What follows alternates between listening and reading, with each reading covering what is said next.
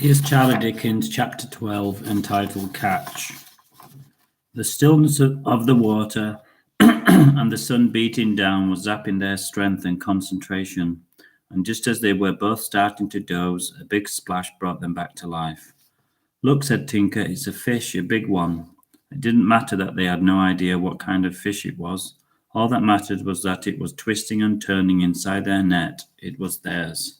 The fish glistened in the sun, and its silky skin looked as smooth and beautiful as ancient marble.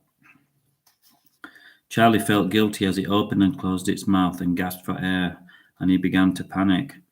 What shall we do? He asked Tinker, who was the leader of the two of them. He knew that he had to appear knowledgeable, even though he wasn't on everything, especially fish. We need to have a good look at her, he said, looking uncharacteristically serious and wise. Charlie nodded, even though he didn't fully understand. They didn't know what kind of fish it was, but it was beautiful. They pulled the fish into their fishing nets, and they looked amazed at its popping eyes and gasping mouth. What shall we do with it? Said Charlie, feeling guilty and worried as it gasped and flapped on the river bank. We can't kill it, said Tinker, and Charlie breathed a sigh of relief. The other anglers on the river bank, who had previously paid them no attention, now turned their heads towards them. Tinker gently scooped the fish out of the net, and it looked like holding a newborn baby, and it was as slippery as an eel and as hard to hold onto as jelly.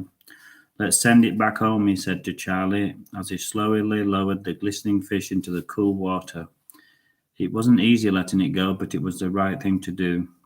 That's the beauty you've got there, said a man in his 50s who had been observing them from his stool on the river bank.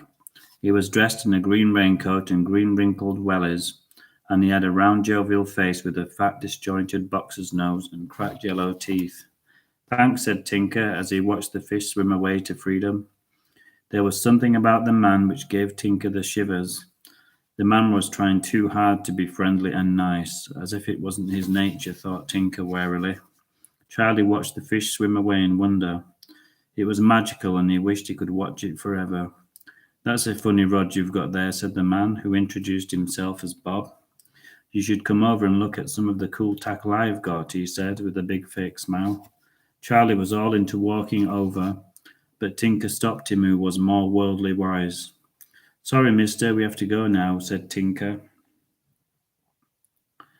as he brushed the dirt off his once clean trousers. No problem, said Bob, the man's name, with a flash of a frown.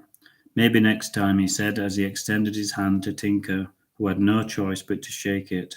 Bob's hand was as cold and clammy as a dead fish, and Tinker felt a cold shiver pass through him as skin touched skin. Bye, said Charlie, as he walked away under the burning sun.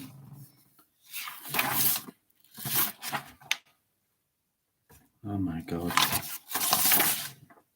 13, 12.